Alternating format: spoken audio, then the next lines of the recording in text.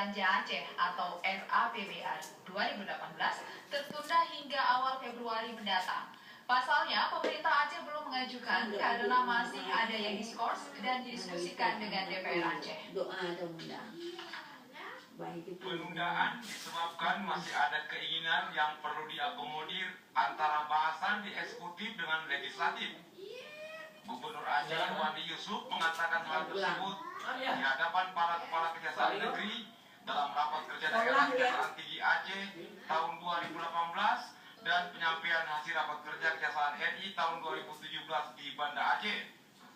Diakui Irwandi Yusuf perlunya akomodir keinginan eksekutif dan legislatif terkait untuk APBA agar bisa selesai dengan waktu yang tidak terlalu lama. Kita diskusikan dulu sehingga skorsing untuk pembahasan nantinya tidak diperbukan. Diskusi antara eksekutif dan legislatif.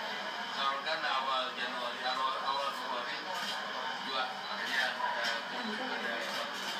apa yang menjadi hal Pak Selami? Karena ada kepentingan masing-masing. Ada istilah pakar yang ada sektoral. Nanti akan hadir kalau ada diskusi lagi kalau ada pembahasan anggaran di DPR kalau hadir harus selesaikan Pak yang misalkan. Oke.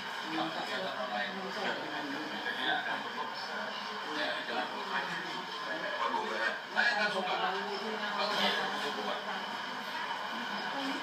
Masa harus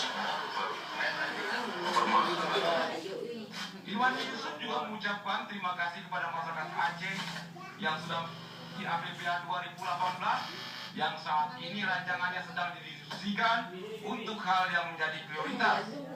Kemungkinan awal Februari RAPBA berjumlah sekitar 14,7 triliun rupiah yang sedang digodok sudah dapat diajukan ke DPR Aceh. Tim Liputan TVRI melaporkan.